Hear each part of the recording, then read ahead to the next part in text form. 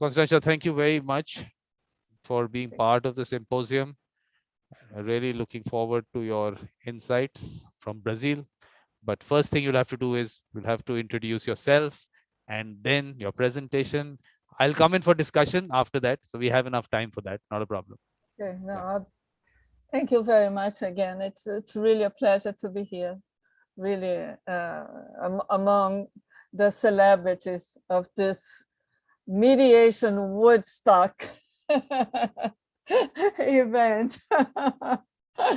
I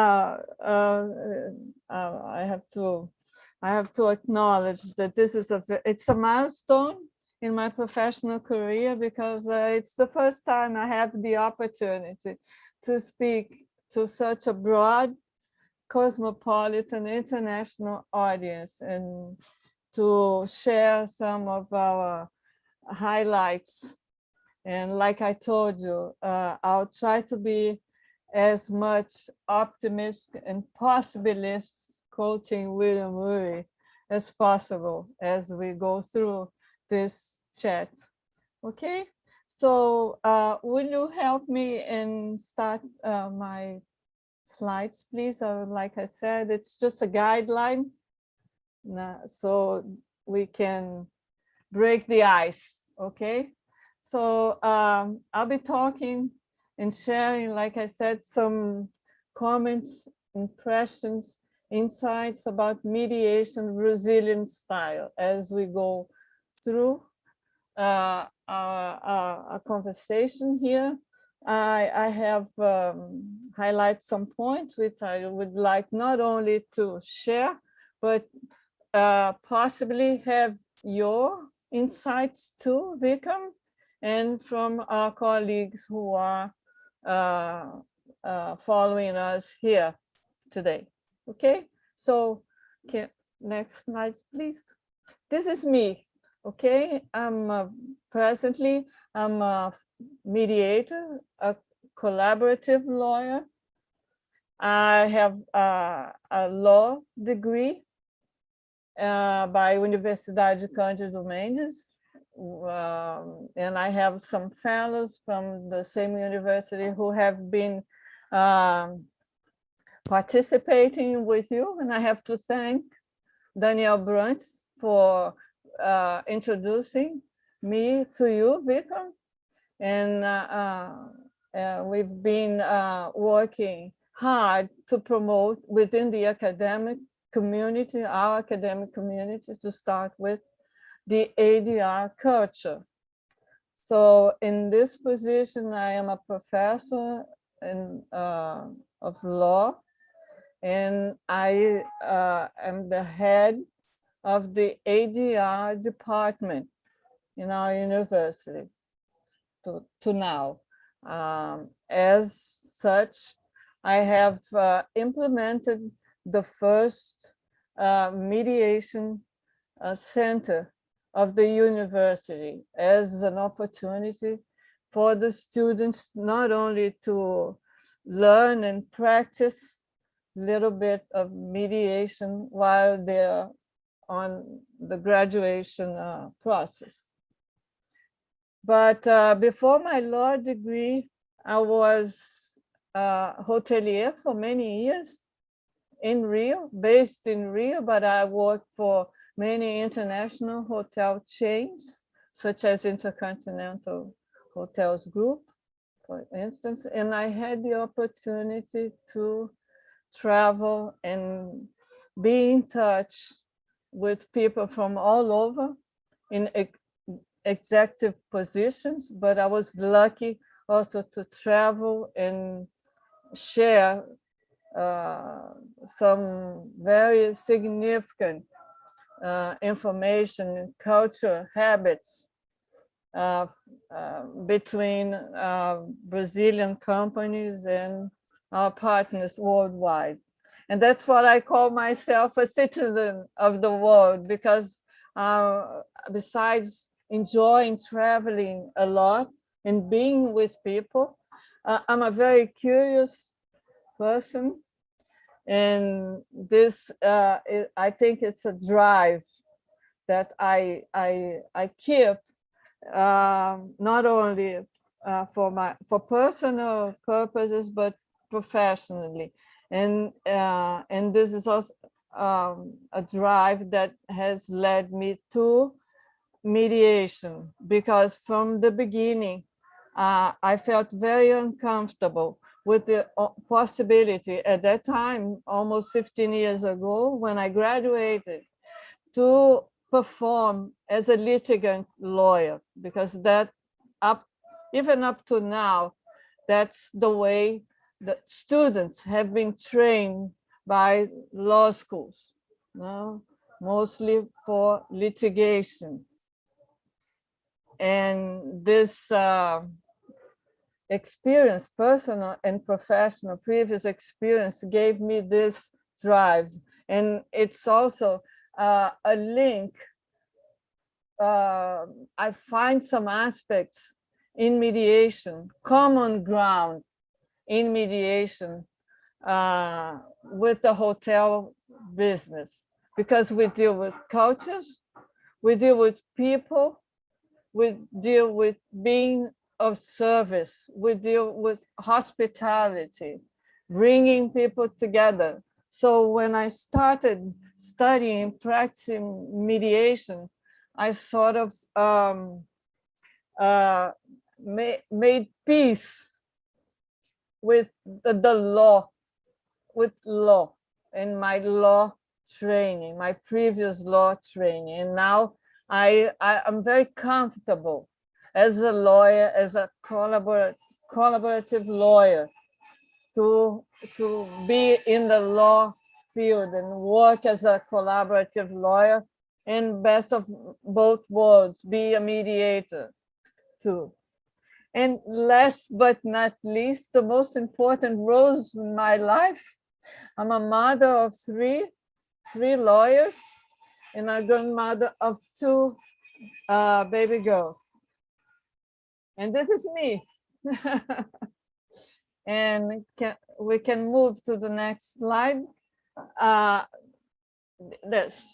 And this is our agenda for the conversation. I'll make a very brief overview of the present status of mediation practice in Brazil. From there, I will just mention the main legal framework we've been working with and supporting our program of spreading this new culture among Brazilians in and outside the judicial place, the market, how we view the market now, and mainly after the edition of our Mediation Act 6 years ago, what the careers look like from now on. And one thing that is related to training and to the mediation market has to do with the styles of mediations that we've been working mostly with. And I see this chat and this symposium as an opportunity also to have some insights, like I said, from other colleagues regarding mediation styles. And we'll go back to this as we proceed. So can we move to the next slide, please? Thank you. Okay, so up to now, mediation is not news for us. Since 2010, like I mentioned here, the National Justice Council established ADR as a public policy. Although it was a resolution, not an act, a law, but the impact was very strong in our society, and starting with within the judiciary sphere. And as such, in the public sector, there was already some initiatives and some professionals who were already practicing mainly mediation and consensus building in the private sector. So this was a very important milestone as far as ADR practice concerned in Brazil.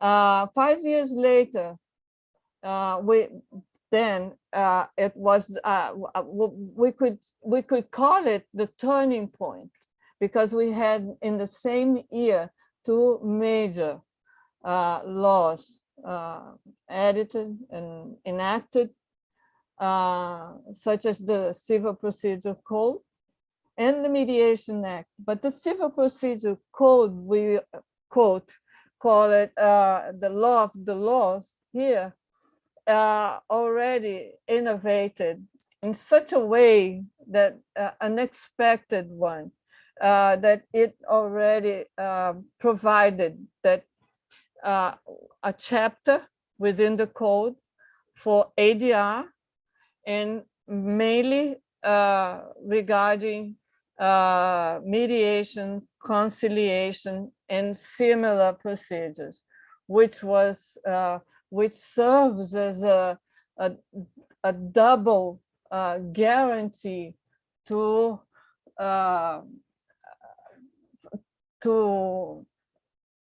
enforce the Mediation Act, which came the same year, within a few months difference in time. So now we have this this law. Like any law, it takes time to adjust, but the thing is, and most important, mediation is advancing as a practice, not only in the public but in the judicial places, and that's all we need for the time being, because apart from the Mediation Act, other legal diplomas have been enacted, like this resolution from the National Justice Council, and this time it establishes not only we had the ADR offline. Now it's officially authorized to be practiced, ADR online. Now we have the ODR. It's a reality again, in and out courts. And ODR, meaning that we have a significant number of companies like ours, for instance, that are startups mainly, using platforms for dispute resolution in several fields, several areas of commercial, family, you name it. Another important legal diploma was the Bankruptcy and Recovery Act, which comprises only both judicial and extrajudicial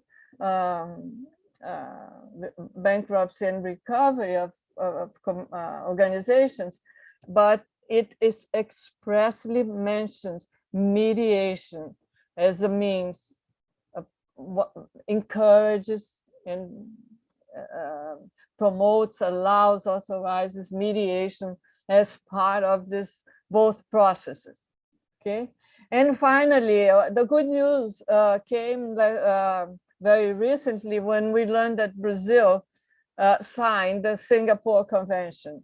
The rectification is still pending, but this is our challenge for the time being. So and there are others diplomas within the legal framework that tells us that ADR, ODR is here to stay. And mediation, compared to arbitration here in Brazil, is even, we have a competitive edge considering both arbitration and mediation, because when arbitration came to Brazil, we started this arbitration practice here, and we're talking about the 90s, the late 90s. It took longer, almost 20 years, for arbitration to officially be considered and legalized as a means of dispute, because when the Arbitration Act was first enacted, it was questioned at the Supreme Court, because apparently, or up until further notice, it was considered unconstitutional. But then finally, it all became clear, and we have arbitration. It's a consolidated process, and compared to mediation, it only took us 6 years to have our legal framework finally. So it's moving slowly, but it's moving. We're very, again, optimistic. It's only a matter of time. And like I've heard many people saying around the world, the pandemic will be, it's a nod in our favor now, if I could say, like, if I could use this this analogy. Okay, would you like to say something at this point? Would you like to comment anything? I'll come in at the end. I'll come in at the end. Okay, make yourself home. Okay, before we go into the slides, I'd like to talk about the market. Like I said, now we have what's the market? Considering this legal framework very much in our favor. You can go back to the previous slide, and yes, thank you. With all this legal panorama, mediation, we have now in the market several training courses for commercial training, and at the same time, the Ministry of Education has enacted a norm, a resolution that makes mediation, ADR, as a mandatory subject in the law course. So we have at this a demand, which is a fact, which is reality. But at the same time, when it's a rule of the market, when you have something that is becoming popular, you run the risk at this stage, and we as community members here, we were very cautious and skeptical about the amount of courses, training courses that are being offered outside of the universities, because we see many, a huge contingent of new certified mediators, but we haven't been able at this point to really evaluate and measure how good these people are trained, how well they are trained, and how good are the services.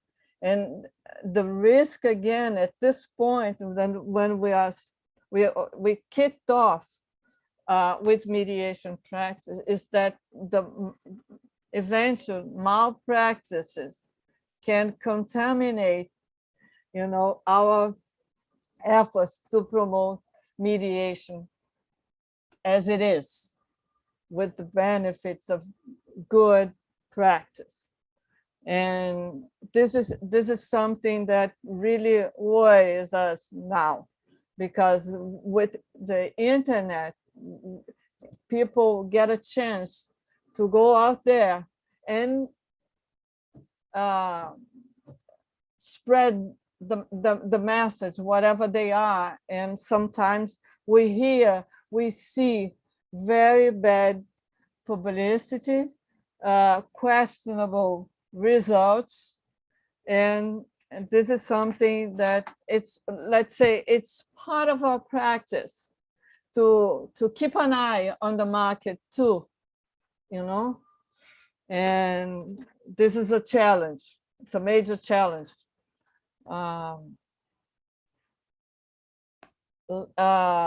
Careers.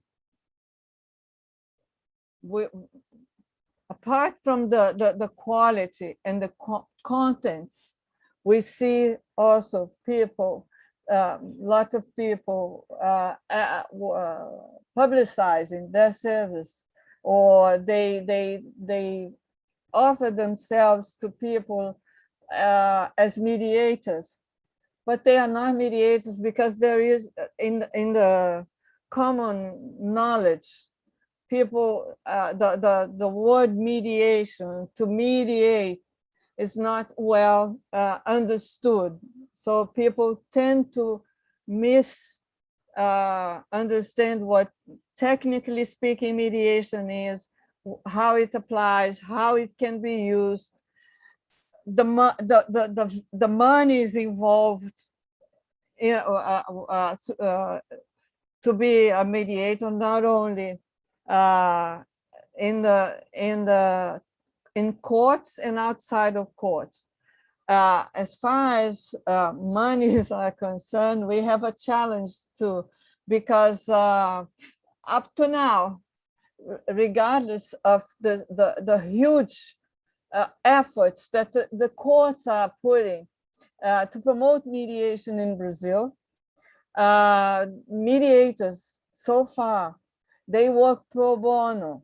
So it means that we are not paid for this service in courts. Although there have been some regulations very recently regarding this aspect, but this is a challenge for us too, you know, to really emphasize the sophistication, the need to have mediators paid accordingly to our training and to our services in the court system. Outside and in the private practice, we don't face such challenge, but still we have to put a lot of effort to really emphasize the complexity of our work, to have people adhere to the values that we intend to practice, to charge. Okay, so this is a challenge for us here now. So I mentioned careers, our challenges, the training, and last but not least, the schools. When we talk about training of mediations, up to now, within this, considering the almost 15, 20 years that we've been having this practice, despite of the legal framework, but up to now, Brazilians tend, as mediators, to prefer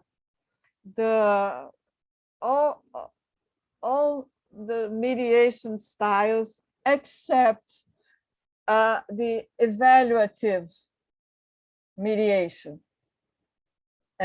We tend to prefer, for instance, the negotiation, the Harvard negotiation project school techniques, most of the times, the transformative schools or techniques, the narrative ones, mainly because we have a very close relationship with the Argentinians. And Argentinians,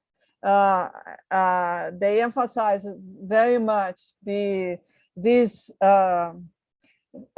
three styles of mediation. But as we see mediation being taken and being practiced into several areas of life, such as public sector. Now, our mediation law allows mediation to be practiced within the public sector.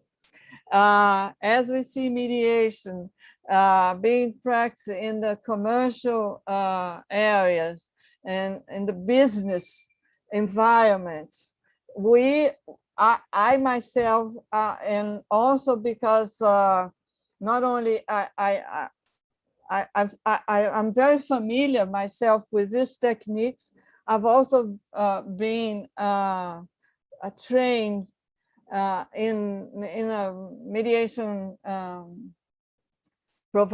service provider in California, and I was able to see by myself how effective this evaluative styles or techniques are effective, as long as they are duly practiced. And this is up to the mediator's expertise to choose which techniques he or she will use according to the case that is being which is at the table. And this is something that I've been writing about, and I've been trying to get some support from my colleagues here, because I think it would improve and would give us more tools to be in the international community, since this evaluative school and technique is worldwide used to. But one step at a time, like I said, we've been moving slowly, and hopefully this will be one of the next steps that I pointed out in my brief agenda. So for the moment, considering the time that we've been allocated, I'd like to hear, like I said, your insights or comments, eventually comment on any of our fellow participants. Constança, there's no problem of time. You can take time. Okay. It's not a problem at all. This is a risk. You're running a risk. Seriously, no, yeah. Okay.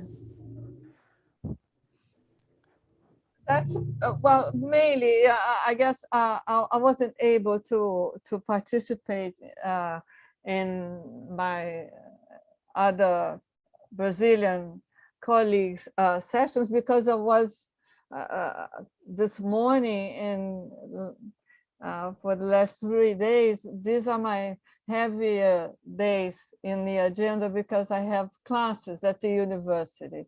So I wasn't able to participate as I would like, but I'm curious, because Danielle Brunts and I, we talked before we gave our speeches, and I was curious about what he mentioned, and I was worried too, because not to be redundant, but No, me. it's the other way around. Daniel hasn't given his presentation.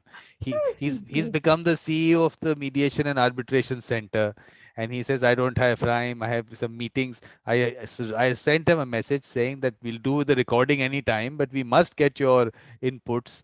Oh. Let's see if he gets time, we'll do that. So now you are covering up for him also. Okay. So yeah, I was, because I've watched one of the girls, I think it was Carolina, from Brazil. I can't recall her name, her Yeah, last Carolina, name, but Carolina. Yeah. yeah, but she was very emphatic about this, our present context, not only legal, as far as the legal framework and the practice itself. So I try to be as much concise as I could for the time being. But again, if I would stress a point in this regarding the promotion and the actual practice of ADR in Brazil, is that we definitely need to work towards a shift in of paradigm. Our culture is very much consolidated towards litigation, not only regarding the training of lawyers, and but we were born and raised in this culture. But I see this is not something that affects us so much. I've been not only through your symposium, but in other international gatherings. I see that this is a common ground, let's say. But like we say in Brazil, we who suffer, we are the only ones who can actually measure the impacts of this suffering. But suffering is a privilege for all of us, to all of us.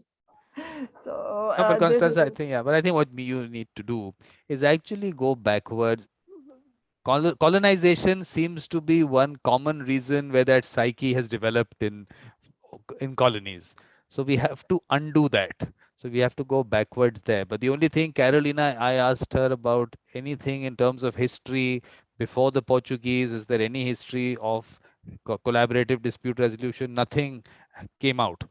So how do we get there? There must be something in terms of we can point out what the idea behind the symposium was. This, at least we can tell people there is something, there was something, but colonization affected it. Let's try and go back to that. So if we can, absolutely. so if we can find that something, that I think that is where we might be able to start from. But I like that. But anyway, if we look back at our process of colonization, I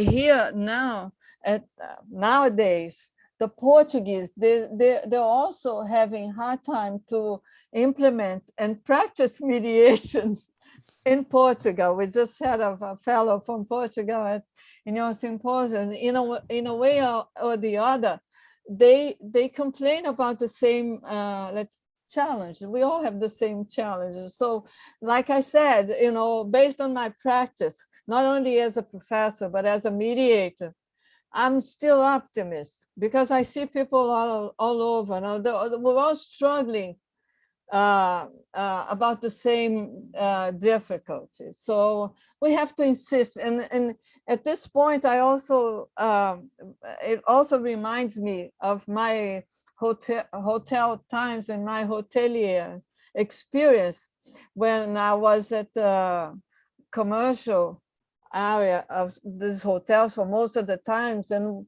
I was in charge of sales and marketing and related aspects of the hotel operations. And people would ask me, what do you sell? How do you sell a hotel? Because it's not only about pricing and physical attributes. You sell the experience of traveling, of hospitality, of feeling home. So every time I have to talk about mediation, I try to make this connection, and it seems possible.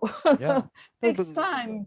You have to go around, talk to people, have sound arguments, you know, to not, if not to convince or persuade, to make people curious about it. Because you certainly will agree with me. Once people hear about it, or best of both worlds, they experience mediation, they enjoy it, But they let me tell you, like it. Constanza, let me tell you, that hotel that you were part of, it was so nice and a good user experience, but it wasn't free. The Yes, problem is the free. How do okay. we?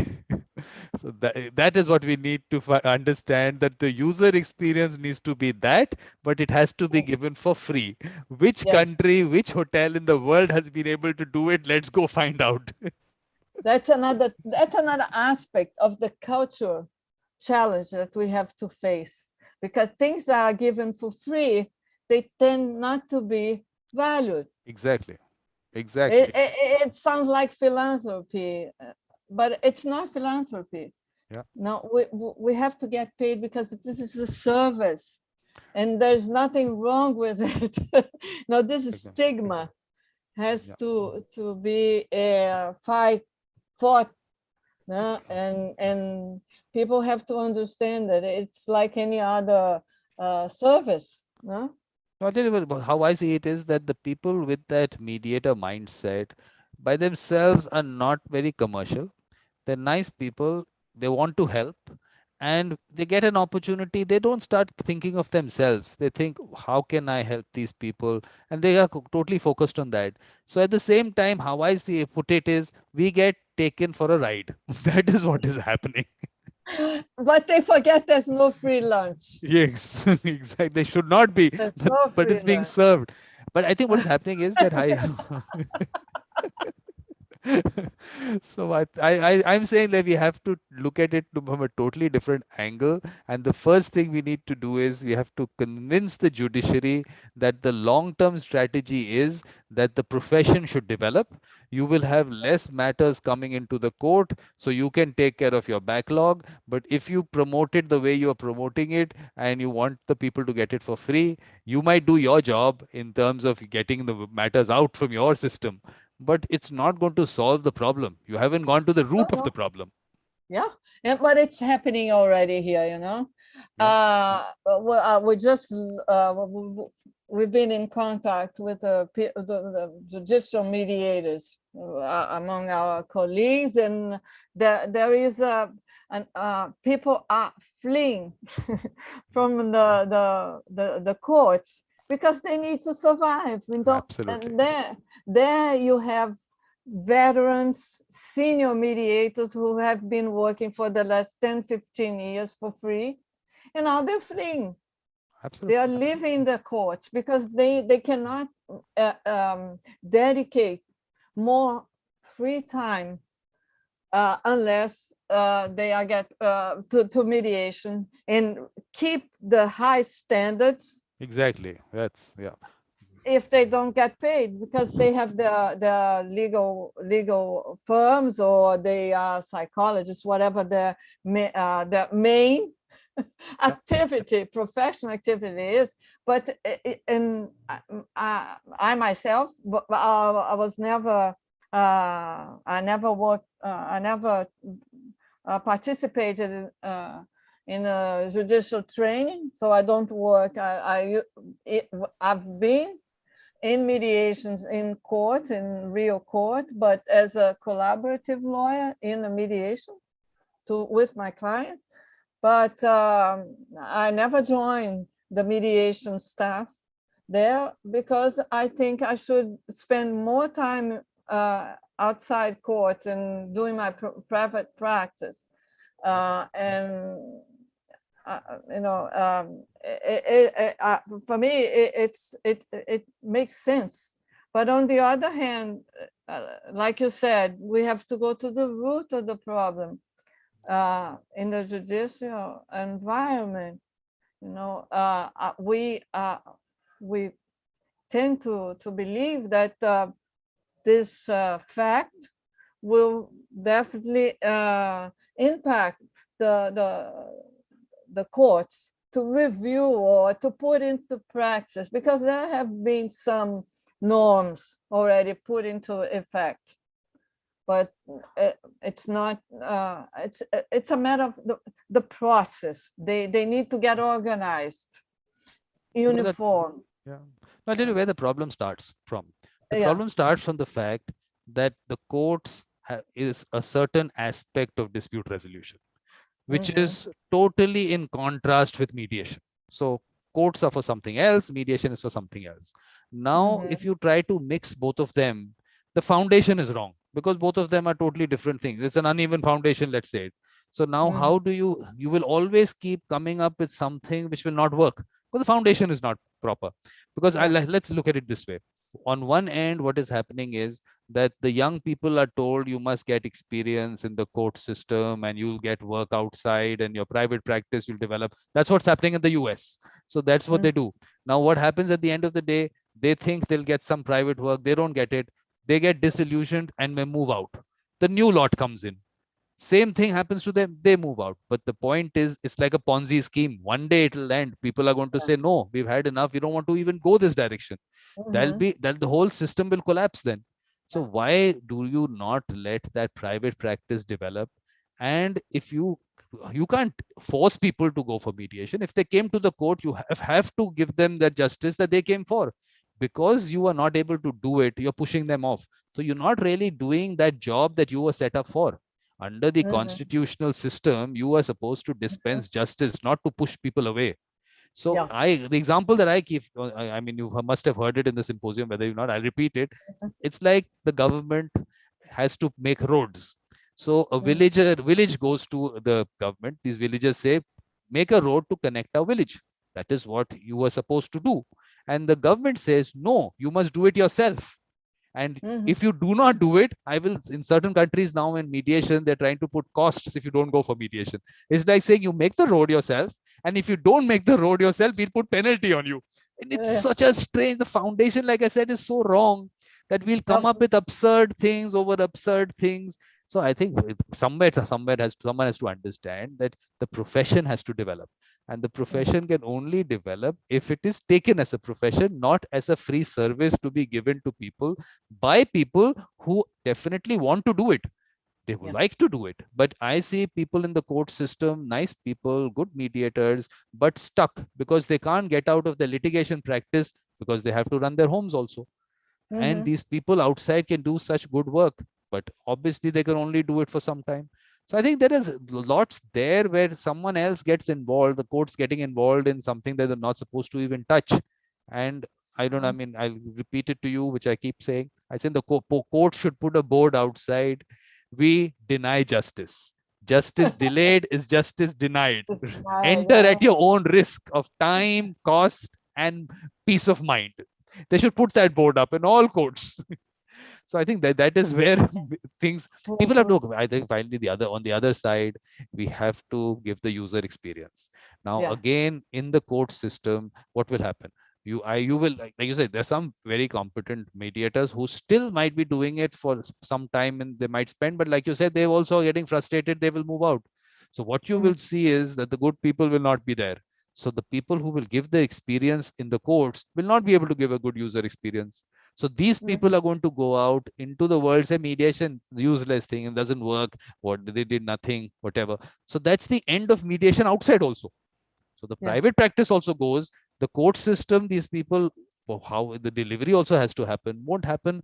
It'll just become something which should have taken off very well, but totally doesn't even start off. So that's how I look at it. I agree with you, and absolutely. And again, it reminds me, picking up from where you left, when you talked about people have to be commercial. We're talking about a service and products have to be marketed, and sometimes I'm surprised to find out among my colleagues in how they lack this commercial view of the service. And to me, this is not something new. To me, it's natural, but I resent that most of my colleagues at this point trying to promote and practice mediation, they lack this this knowledge, you know, as if, and sometimes when we talk about hospitality, and like, for instance, setting up a mediation room for a session, they go, oh, it's very important to have perhaps coffee and some cookies or whatever. But this was so natural in the hotel ambience, you know, this little gesture, this small practice, it's routine, you know, and it starts off with things like that, up to major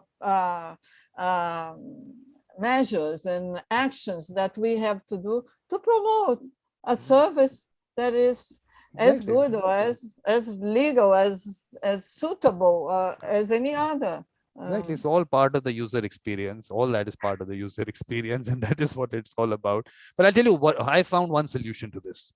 What we have to do is we all have to tell the Chief Justice of the Supreme Court in whatever every country that, look, what you have done is you've created these mediation centers in the court. Although you did not have any business to get into mediation, okay, you've set up these mediation centers. At the same time, also set up what we call a litigation center. So in the litigation center, the lawyer comes in, gets the same amount as the mediator. The lawyer cannot charge anything more than that. I'm telling you, day one, the mediation center will have to be shut off.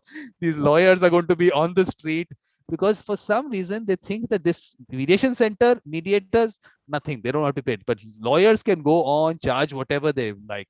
How does that mismatch work? I mean, it's such a strange thing. They're also doing. That's part of this. That's part of the stigma, you know, of the traditional training of lawyers brings us still up to now. They think they will be left out, and consequently they will not be valued. No matter how emphatic we are towards the importance of the lawyers, and how much more money they can get, not only in real figures, or relatively speaking, if they have a good marketing plan, they can make as much money or more than into the traditional way. Well, I'll tell you, Constança, what has happened is that in the US, the lawyers have control of the mediation world. So they're actually making money out of it. That is why you hear about the US and mediation and everything, because they've taken control of it. And in that control, what I've been able to understand, we'll get more, I mean, we'll get a little more insight on the last day, on the last session. So Jeff Kitchavan is he's a mediator who only has a private practice. So he is one of those people who, if he takes up something, he'll go all around talking about it. Like he picked up this thing that the mediation is not confidential in the US. So he went all around talking about this. So now I've heard him talking about, he's criticizing the court system and how mediation in the court system is the worst thing that can happen.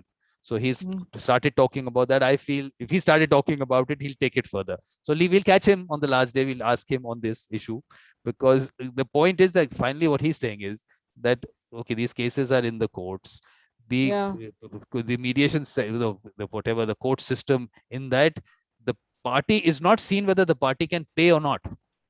The service is given for kind of free. So he's saying that even using the terminology pro bono is also incorrect, because you're not helping someone poor or whatever. He's saying he's talking at a bar association in New York, saying they're all large companies in that area. But they're getting it for almost free. Who's making the money? The mediation advocates. And that is the carrot that is given to these mediators in the courts, that we will someday, if we think you are good, we will give you some private work. They don't do it. So that whole lot get disillusioned and they move out. So it's the whole system. There is a fundamental issue the way it's developing, and we all have to start. Look, we are not going to, I'm sure we're not the sort who go out on the street and take up boards. We're not doing that, but we can at least start putting this thought into the minds of whoever, the government, the judiciary, that whatever direction it is going, it's not a long-term strategy. It's a very short-term strategy. For them, that short term is okay, clear out the backlog. That's the only short term. It's not going to be something which is going to take forward. And Diana has something to say. Yes, Diana, please. You know, in community mediation, it's almost for certain, for granted, that you have to do it for free because the kindness of your heart, and no one can take into account how much you had to learn and how much you have to pay to be a professional in community mediation. And it's just like everything related with peace is somehow they say it's for free because you're a good person. And okay, I am a good person, but I also have to pay my bills. So if I invest an amount of money taking so many courses and education and blah, blah, blah, but it thinks that, oh, that's because you're a nice person. And if you try to charge, they say, oh, that's not fair. And how can it be not fair? We have discussed with Vikram sometimes, because in community mediation, it's very often that what I'm saying. But for example, if you do commercial mediation, no one can ever think about not pay to the mediator. In commercial and business mediation, it's obviously that you have to pay the mediator. But in community mediation, oh no, it's just kindness. No, it's not that way. You have to change that idea, because violence pays off, but a culture of peace does not. Something's wrong. That's what I'm saying, Diana. This is where we have to hit. This is where the root of the problem lies. And because that fundamental issue is not addressed, and the people, either what's going to happen is that people will come in with a lot of enthusiasm, that because look, the point is it's a mindset thing. A person who has that mindset definitely wants to go in that direction. To tell the person that you have to be practicing litigation, it is a problem. I mean, it's not something they want to do, but you're pushing them there, so they're actually doing something which they don't want to do. If they don't do that, then they get frustrated because they don't earn their money. So you are creating this whole frustrated kind of population which can only do good. It cannot do bad. It can only do good. And that population is not being able to do that. And that's the sad part when I see. And everywhere. Yeah, everywhere, because we have here in Brazil, it happens the same with regards to this like we say, the great litigants, the great group of litigants, like telecommunications, banking, and but the public sector, to name just a few, and they get free justice services in courts most of the time, and it includes mediation, so, which is a problem. Yeah. Because the UK, the Andrew Miller from UK was saying that 18,000 mediators are trained and there, and only 500 have work. The ones who don't have work, I speak to them, and I see their situation. They're frustrated. They want to do it because that's what they want to do. It's something that, and just saying, I've got this training done, I paid so much money there, and with this hope that some work will come. But the only people who are making money are the ones who are doing the training. Those institutions are the only ones that make money out of the whole process up till now. And they're large numbers of people that they're training. But for what? So I think there is, like I said, there's a fundamental issue somewhere which needs to be addressed. And I'm trying to get there. I'm trying to do that. I have there is a certain thought process which I have now, which I feel that we have to start from the grassroots, identify those who are already trusted by communities to do their mediation. And could be, I mean, I'm saying could be families, could be communities, even children in school. Those need to be identified, and let's take them forward, because the user experience is guaranteed.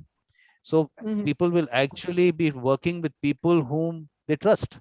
So let's take that and create a whole pool of those people which can now, because it's all online, put it out there, put little clips of themselves to introduce themselves, and people anywhere, I'm saying anywhere in the world can use them. Mhm. That's the idea. Just let put people out. Look, I am putting people out. I mean, all of you are there, such good people in all parts of the world. You, Diana, everyone's part of the symposium. Let people know they're such wonderful people. The mediators are wonderful people. Let's put that. And the other shows I do evolution of a mediator in conversation with the beautiful mind. Just that the people know they're special people. Because this all started with someone telling me, look, when I was talking to him about mediations, look, I've heard that word, but I don't know who a mediator is. And this is a head of a large company, legal head of a large company. So he said, now that I've spoken to you, now I have a face to a mediator. So I think that is also an issue, because one is the confusion. What is it? Is it arbitration, mediation? What is this mediator going to do? What is that? So that confusion. On top of that, no face to a mediator. Then the aspect of this whole cultural thing, which is what I'm trying to address here, that if there is some history, some culture of mediation, we should put that across to people that, look, this is part of what is happening in certain parts of your own country, and maybe in people that you are familiar with are doing this. Go back to that, see what was there. And there are some fundamental issues that are coming up. There is that in that traditional system, people take decisions. The people who are Mhm. in a way helping you resolve the dispute are taking decisions. So that has to be countered. So there is James in Kenya who's doing work with these traditional mediators on one end.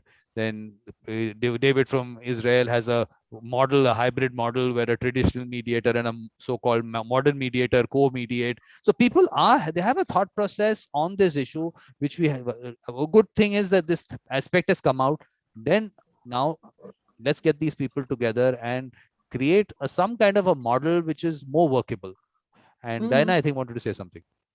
Yes, I think I also think that it has to do somehow with the connection that we have to close the gap between the violence is expensive. You have all the insecurities, you have to do all the alarm set or whatever you have to do to prevent violence, and it's an expensive thing. So if peace is the non-violent thing, so it must be inexpensive.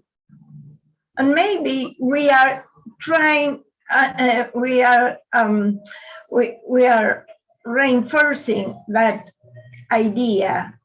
So we have to look after a mindset to say, okay, you have to invest in peace also, because peace is not for free, it's not for granted, it's not, you have to work for peace. And then maybe we can have another sense of the all of the people that say, when you say, for example, I'm a mediator and I am a community mediator, oh, how nice. Okay, yes, nice. How But sweet. but but I tell you, you know, but you know, violence is expensive. So as peace is non-violence, must should be for free, and it's not. yeah. So maybe we have to find the ways to close the gap between them. Well, I'll tell you, let me go back to this colonization thing. Two things colonization did. One, it finished off the entire traditional dispute resolution system. Second, it got the concept of divide and rule into the world, into our world, into the colonies, because that was the only way you could administer a colony.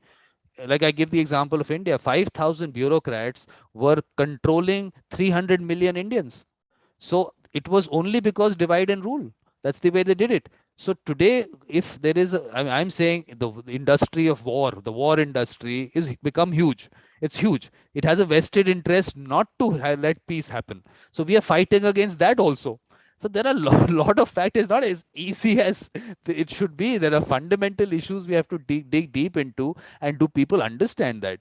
Are people able to go beyond what they see? Because what they are shown and what is behind it, the vested interests behind it for the violence, the war and everything is huge. I mean, how many trillions and trillions of dollars do countries spend on their defense budget? I mean, who this goes to someone somewhere is taking it. It's not just going into, it's not going into something that we can see in benefits in society or anything. So where is it going? The people behind it. So there is a large vested interest on the other end. I mean, we are talking about mediation. We have to look at mediation on every angle on the world stage. So we have to look at it from every angle, and this reflects downwards at the community level also. People have a vested interest in dividing people, because that's what politics has become. So the people who are coming out because of it, first of all, are not people which are trusted by communities. I was giving this example. There was some conference on this, on some, it's a some global issue. I mean, it's a politics in this, in our area. But the concept I was saying, that look, mediation has to be given a chance.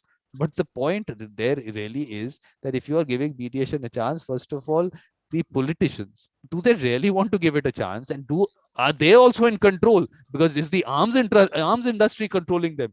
Are they ever going to come on the table? Because obviously those people, the vested interest, will not let them come on the table. So it's a very large network of people we are fighting against on the larger world stage. I mean, let's forget the world stage. And then, like I said, downward in the community, nothing changes. Because I was telling those there that, look, the point is, there should be some people in this world, with almost 8 billion people on this planet. I'm sure we should be able to have those individuals whom people in this world trust, to help them resolve the dispute at the global level. If two countries have an issue with themselves, does the world trust those one or two people who will come and be mediators? We can't find those people. That means the politics is not putting out good world leaders, because otherwise they should have been world leaders there, maybe presidents and prime ministers of countries. You could say, yes, this person we can trust to resolve disputes in the world. But we don't have those. So we're pushing out from the community onwards people whom we don't trust. People don't trust them. So, and mediators whom they can trust are not going to be pushed forward, because obviously you will unite. You're not going to divide, and dividing is the only way you run politics. So there is a whole structure which needs to be looked at. I mean, lots of factors on this. But interesting thing that Constança said, that she's a world citizen. So let me tell you, Constança, the whole topic of this symposium was, no one even asked me on this. I never said anything. Mediation in our culture. And our culture is the world culture. And I always, whenever I sent out messages to everyone, I said, in our culture and tradition, especially in Argentina, especially in Brazil. But no one spoke about that. But I said, okay, let someone come up with it. But because you said you're a world citizen, I said this symposium is also for world culture. And we're all part of that, and affects us in every way. Again, that's why again I'm very happy to be here, and listening to you I remember my sales woman times, and when I had to train sales staffs many times, we had this saying that this motivational motto, which said, salesmanship begins when the client says no. So that's how I'm, that's the rule, my golden rule throughout this last 6 years after I've been certified as a mediator, and now as a teacher, as a professor in a law school. This is my mission. I take it as a saga. This is my personal saga. And I'm confident in what I believe, and so much so that my hope, my project, my target is to become, in this generation still, a full-time mediator. Yes, exactly. Which I am. That's what I am. But it can be done. Congrats. It can be done. Yeah, it can be done. There is enough work out there. It just has to be brought in the right way. So that part of it, obviously. But the important thing is that you people have to, okay, trust me. In the sense, I have this one strategy which I'm saying, Please just identify people with the mediator mindset.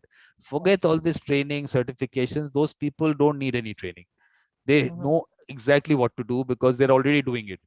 Please, in your countries, just identify them. Let's put them together. Let's make a database. We put them out and let people start using them. It's good for everyone, because if the whole concept of mediation takes off, it is good for everyone. It's good, as good for you, because people will taste it. We want people to taste it. That's all. And that Mhm. tasting has to happen with the right person. So the user Yeah, experience is good. So that is what, yeah. And, oh, how go I ahead. feel, I'm sorry. because Diana does a lot of work in the community mediation center. That is where we can start with the right people, not just people. Yes, one says, Mhm. sorry. Yeah, and in this sense, we were also working hard. I talked about the ODR environment here, and I'm partner in this startup company, and we just launched the very. If you could help me and show that last the Yeah, slide yeah, where I describe, we have this digital platform and we've been working on it for the last 2 years. And yeah, it's called Media 360 because we understand the project as a full system, a full service system online, but we also work on hybrid uh, environments, either one. And we started using artificial intelligence and machine learning to put up this platform. And we've been already very successful with some cases in real estate and leasing areas with this platform, in this online environment, and which have enabled our clients and significant cost savings, good, better, a more efficient time management, and most of all, besides collaboration among everybody and with the perspective view, we work very hard on this change in paradigm shift through ODR as well. So, like I said, we're possibilists or optimists because on our daily experience, and I've been only in the community for the last 5, 6 years, but I have some colleagues and fellows who've been in the ADR community in Brazil that share the same positive look and hope for mediation, ADR in general in Brazil from now on. We are very aware of how much and how much we have to work in a very objective way. We have these challenges, like we've mentioned, regarding not only the culture as a whole, but payments and certification. Certification for us means something market-wise, professionally-wise. It's part of our culture, okay? And we have to face it. So, but like I said, we are, the future's come, has already come, and we have to welcome it with positive action, and more action than words. Actions speak louder than words. And that's I didn't put your thank you slide out, because you're not at the thank you stage. So okay. Feel free to but I'm manage just it. saying, between what is the distance between both of you now from Rio de Janeiro to Buenos Aires is only, Real flight. yeah, that's it. So Mhm. that's it. That's how far you are from each other. And Yeah. imagine how far I am from you people. But it doesn't matter. Uh, But it doesn't matter. but distances are not a problem nowadays. as long as we are allowed to enter the country. Yeah. Now here the thing is, are you allowed to enter the Zoom meeting or not, or you stay in the waiting room, or you can't connect also. That also is a major thing. But I think the important thing is that this whole global pool of people, when these, I mean, I'm trying to create that, and that whole global pool, when they put their thoughts together and move in a certain direction and are available for, of course, as mediations globally and all. I think, I mean, let's see how it goes. I'm very optimistic about it, because at the national level, I'm saying that at the court system, what it's doing has to be taken up by you people at your level. I have to take it up here, and all those things have to. I mean, it's only by conversations, because if there is a vested interest on the other end to clear the backlog, how much can a person like me fight against what the Chief Justice of the Supreme Court wants to do in the courts?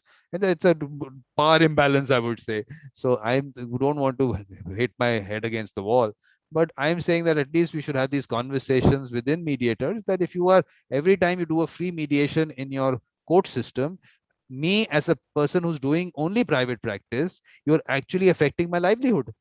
We have to explain to our fellow mediators that please, you should not be doing this, because you are being shown that you are doing some great work and everything. At the end of the day, you are finishing off a profession for yourself also, because this is what you really love doing and this is what you should be doing. But because you can't do it as a private practice for yourself, you are actually going to spoil it for everyone. So we have to start having these conversations with our fellow mediators first. If there are no mediators in the court system doing it, how will that happen? How will they get free service? So I think we have to move it in a different way. Instead of saying that court system should not have them, finally, it is everything is around the mediator only. If there are no mediators, how do you do mediations? But the only thing is that because there is a very major income disparity in our countries, definitely there will be people who will come into the court system to, for them, even a small amount will be okay, something that can be livelihood. So I don't want that to finish for them. So that is also one aspect also we have to consider. I'm not saying that we cannot look at those people. For someone who maybe, if you get $40 for a session or for an entire mediation, maybe that $40 is also important for that person. So I'm saying we should not cut that part of it for that person also. So we have to, I think of the ways. And so I think I disagree in some points, because if every mediation or judicial assistance is need to be paid, maybe people with no incomes are out of the systems. So it is something that, well, they have the being free service. They allow that allows them to have the service, but it's narrow road between having no money at all, no work, no having been very, very poor, and then you can have access to a better conflict resolution system. It will be positive. It will be very positive for them, but not for everyone. And that's the point. For example, we have some sorts, you don't have to have any property to get into the situation for free advice. And you have to not have any properties, income, you live in a slum, whatever. And then it's important to that kind of people to have the opportunity of having a sort of peaceful way to resolve the conflicts. But well, we have to take into account that kind of cases, I think, because otherwise it would be only for people that can pay. But maybe these people that they don't have any money, maybe they can pay in another sort of way, like, for example, some exchange, something they can do for it's not a payment, but a retribution, you know? So it will be fair. But not always free is bad.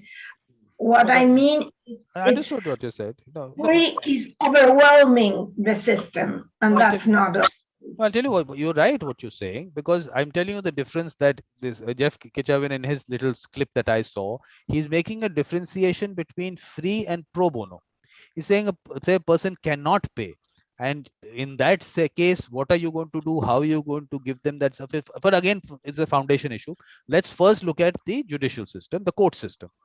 In our court system, if a person cannot pay, we have free legal aid available to the person. So it is given free to them, and how their lawyers do it for free, they are putting it, that's pro bono activity. But on the other end is a situation where a person can pay but is not paying because the entire system you want to make free. So there is a difference there. So I'm saying in the court system, the lawyers want to do pro bono work. There is free legal aid available. You take that free legal aid, a person can't pay, he's in front of the court now. He's got the assistance of a lawyer. So there's no issue. Now the problem is, even then, everything given, the court cannot give the person justice because they are clogged. So the fundamental problem is in the court system first. If they do not have a backlog, let the person who's got free or pro bono service given by a lawyer, they've got that, give him justice right there and finish it off. Now comes the mediation part of it, which I'm saying the court system has no business being in. So it has to be outside the court system. That is where your community mediation that you have worked so much comes in. So at the community mediation level, who are those people who can pay and who cannot pay? First of all, you have to differentiate between those. The ones who cannot pay, then how do those people get the service? We have, then that is one area. It's a very small area, but the larger whole is taken on because that small little part has to be serviced. That I don't understand. You have to service, say, 10 people. You have to, that means you will affect 100,000 people will not pay because the 10 people can't pay. We will work out a system for those 10 people. If there's 100,000 people and they are going to private mediators who are doing it on a proper chargeable service, then they can do that pro bono service to those 10 people. But the entire system has become free, and it's free because the person can pay and is not paying. well, for example, I will give you an example. We have public policy about community mediation, at the Ombudsman's office, as well as at the government of the city. They pay the mediators. People don't pay the mediations, but the mediators are paid by the government, you know? So it's okay. It's not a huge amount, but it's paid. The problem is that many people think that as they can get free mediation because they don't pay, not free mediation, is non-charge mediation because someone is paying to the mediator, but not the disputants. So many people, they don't show up at the mediation. And you know, I said, oh, what's happening? You ask for mediation. We all pay for the government budget, and the government pays mediation. But then, as people don't have to pay any fee, they just don't show up, and sometimes they then don't take it. They don't give any notice that they're not going to show up, and then you get angry because, okay, you are wasting the time, the money of all the people who's paying the taxes, and you have that other situation. Mediators paid by the government because of the public policy about conflict resolution, mediation, blah blah blah, but as people don't have to pay it, they don't take into account the importance. They say, okay, I didn't pay, it's free. And you know, that's very annoying for the system and the mediator itself, Because I'm saying that himself. basically the problem is the foundation is wrong. First of all, if you have mediators who are paid by the government, like you said, this is taxpayers' money. You set up community mediation centers, it is taxpayers' money. Whatever happens, whatever you do, infrastructure, everything that you create, taxpayers' money. But what are we spending this on? On some people who are fighting within themselves.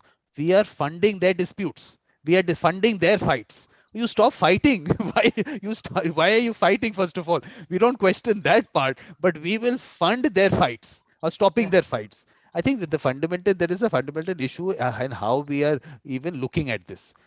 The point is that two people are fighting with each other, which they should not be doing. Should the Mhm. government and the taxpayer be funding their stopping their fight? I think that is where the foundational issue is there. And then Uh, once that foundational issue is there, everything around it obviously will not work out. So I think we have to first decide whether we want to get into stopping their fight. You can't stop your fight, go to the court. Go find, look for justice there. If you are not, you are being denied justice, fight that out. But once it comes to a mediation situation, it is something that has to be a culture. You have to develop it that you want to do it for yourself, not mhm. because, like you said, the government giving me a mediator, or this giving that. No, you're doing it for yourself. I mean, if you don't want to resolve your dispute, don't do it. The taxpayer is not interested in whether you should or no, should not fight with each other. So I think there is some way, the different way we have to start looking at it, because definitely there's some issue all over the world. The same question is coming up, same issues coming up. I don't see any change in that. Except Yeah. today, Orith from Israel was there and she said, I have a private practice. I am doing it all right. I said, people don't have work. She says, I don't think so. I told her, in the US, people don't have it. So I have to deal with people who have work. I said, I mean, generally, of course, she was talking about a certain institution that she's part of, whatever. So those institutions, they have work, but that's such a small percentage of the work that is going out. The larger whole that is lying there, even no one is looking at it. It's like the iceberg that tip. So yes, there are some institutions. How much work do they do? If you look at these institutions all over the world, just ask him how many cases do you handle in the year, and you'll be so surprised. I was that I think the Singapore Mediation Center, that thing, there was something like in the last, since they were formed some many years back, there's some have done some 200 cases or something like that. I mean, it's like their figures are so low, and we talk about the entire mediation world to be in some way governed by what these institutions think, or what how they are looking at it. I think we've got a totally different idea of mediation. We're talking about different things. Like you are doing community mediation, it's a different world altogether. So many worlds within this world, and everything is looked at from the same lens. Mhm. It's true. And the other day, I was participating in a webinar organized by GEMS uh, regarding the Singapore Convention, about the Singapore, and there were about 20 guest speakers, and this fellow from Bangalore, he was telling that in the Indian, the national backlog, and then I inevitably compared to ours, was around 45 million cases, whereas ours ranged from 80 million to 100 million. Exactly, So, exactly. That's what I'm saying. I always keep saying that, and compare it to your population. I mean, your population, our population, look at the difference. So imagine that how many cases per person, how many, I think almost one person per one case kind of situation is there. yeah, yeah, yeah. But so I think So, maybe we'll have to just first I mean, put them into different boxes. That the institutional part, that is the part that has the voice in the mediation world. How many cases do they do? What is that other world which is doing it for free? Pro bono is whatever they want to call it. What are the numbers that they are handling or need to handle? And then at the community level, what's happening? I think we need to get more. Diana said she's going to give more statistics on the community part, so I think we'll wait for that also. yeah. No, but So again, like I said, once again, we're very optimistic here. Although things are, we have a lot ahead to do, but some courts, like I said, have already established ranges of mediator charges, but very insignificant. It's ridiculous amount we're talking about, but and at the same time, it's not an uniform procedure, but it has started. And surprisingly enough, in places, in regions of the country where we normally tend to not pay so much attention to, like the extremes of the country, the north and the south, and then we tend to believe that the high level decisions come from the Rio and Sao Paulo connection. But now we have this courts in the Northeast that are really pushing forward towards this issue of payment, and we just follow the lead. But I tell you, there's a fundamental problem there. I'm on the other side. I am saying that in the court system, the mediator at least the process cannot charge the litigant. The litigant should get it free because he has come to the court to get his case resolved by the judge. For a moment, judge doesn't have time sending to a process which the person doesn't want to do. He's come to the court, give me justice here. He says, if the court says you go for another process, how can you ask the litigant to pay for another process? He's not come for that process to you. So in that sense, that's happening in the country. No, the litigant can also say that, look, why are you asking me to go for mediation and asking me to pay? I didn't come for that. You give me justice. You are denying me justice because you have a problem. I will challenge that. On the other end, if the person is not paying, then if the court tells the government, no, you fund this, then the taxpayer is paying. Then the taxpayer has to say, why am I paying for this? So I think the foundational issue is there, and hopefully there will be absurd things which will come out of this all the time. So I think we need to just look at it from a different angle altogether, and I think for that we're getting there. I mean, at least I feel we're getting there in conversations on the ground. Picking up from what you said, even this cost problem could be in a way managed too by the courts if they simply rearrange the numbers in order not to necessarily mention that the costs include don't include the mediator, because we already pay for the charges for the suits to be processed. But I'll tell you what, but Constança, what's happened here is that once you settle your matter, the court fee is also refunded. So you pay zero. So you've actually got a mediator for free. Your whole process has been free. The judge's time has been free. Someone is paying for all that. But I even talk about this. I've been, again, in the symposium also mentioned it a number of times. I am saying that a matter comes to a judge. Now, if the judge says, okay, this matter is fit for mediation. It might look, he might take 5 minutes, 10 minutes. He start counseling the parties. No, you must go for mediation. Might be 15 minutes, whatever. I'm saying even 15 minutes, whatever time. That same time, at the other end, there is a person lying in jail who is looking to get out, innocent person. The judge doesn't have time for that and is sitting and counseling parties on mediation. So I'm saying there is a fundamental problem there. You are here to dispense justice even for 1 hour. If someone, innocent person, is behind bars, this is only the colonial mindset, the colonial system that has been given to all over the world, that the person can stay in jail. Who are you to put someone in jail if you can't give him justice in 1 hour? I'm saying 1 hour is too much. Ask keep saying any of the judges in any of the court, let me put you in the same system that you are. You go behind bars, you're innocent, but it will take the process as much time as you take.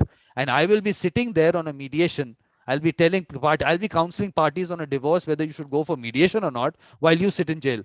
Who's going to let that happen?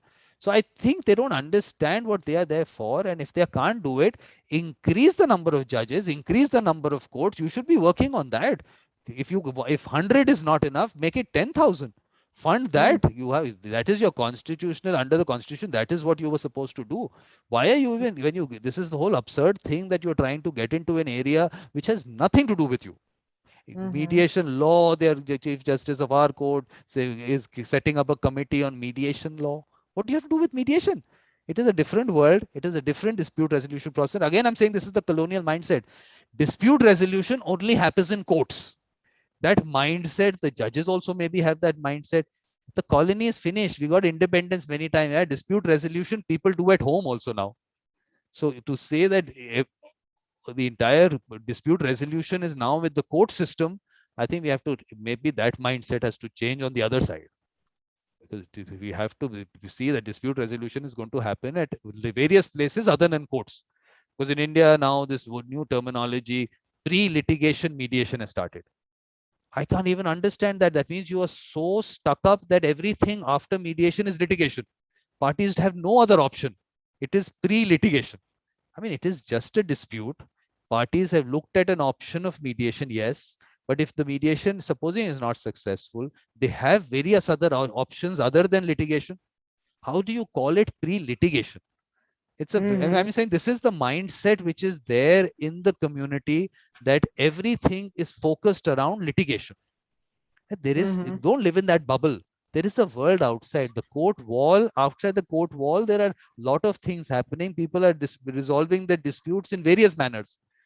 It is not only litigation. It's not only the court system. When we can free ourselves from that colonial mindset, I think that unshackling ourselves, somewhere that mindset will change in the people also. When they stop looking at that system as the only system. So it's everywhere. It's entire society, I think, looks at it from that perspective. I think we have Sorry. Yeah, Diana. Sorry, but I have to leave because I have another meeting now. Wait, Constança, I see the end of this conversation. No, Constança is saying a last word, last session. They think she's saying that. Okay, you can leave. Okay, not a problem. No, it's just like I'm going to see the end of this very interesting conversation in YouTube. So thank you so much. I really have to. In fact, I should have left 10 minutes ago. Okay. Okay. Thank you very much, Diana, for your session. It was really nice. Sorry. I see you on YouTube. And you must stay in touch with Constança also. You must stay in touch with her. She's only 3 hours away from you. Yes, of course, Constança. It was a pleasure to meet you. Pleasure meeting you too. Hasta la vista. Bye-bye. Thank you. Thank you. Thanks. But Constança, I mean, obviously, you please speak Spanish. Well, Portuguese, Spanglish, Okay. Portuguese is. No, we try to communicate with each other, although it's easier for us to understand them than for them to understand us in Portuguese. But we're good neighbors, except in soccer games. Oh yes, that is why. When we meet with our national teams. But out of that, we are very good neighbors. We cherish their culture. They come here, we go there. I dance tango. They come here and they go to some schools in carnival. So no. Argentinians have been always welcome here. And again, I have to thank you for I should put your thank you slide. Should I put your thank you slide up? Up to you. You are the host. You put that slide. I should put it up also. So I should put that up. Thank you. No, again. How do you say thank you in your mother language? Look, there is shukriya is used. Shukriya is more of a hybrid thing. We've got some Urdu and Hindi and all that. We've also got a mix there. And dhanyavad is actually more pure. Dhanyavad is in Hindi. So we have a mixed language because what has happened is that the pure Hindi as such has actually got lost out, and the colloquial language is what has taken over. So all these words from all over come in, and we have started doing that. So Shukriya is also used. Dhanyavad, is a little serious, but Okay. yeah. Shukriya. It's been really a pleasure and hope to see you soon, if, preferably in person if you come to this part of the world, hopefully soon. Yes, And or if you come to this part of the world, yeah, I will. I will. I meditate. So India then is always a part of the world that it's very dear to me. I it's very enjoy the nice. Buddhist philosophy, and we have a study group. We meditate. But is that So quite common in Brazil? Because there are other people also yes, I've met. Because that's not yeah, bad. Because it's becoming well. There are different schools. I do the transcendental meditation by Maharishi. okay, not bad at Yeah, all. Yeah. Okay. So yeah. thank you very much, Constança. It was I really thank nice you meeting you, again, and and we'll see you keep these soon. conversations going. Yeah. Yeah, stay safe, everyone. Yeah. All It's right. been a Thanks. pleasure.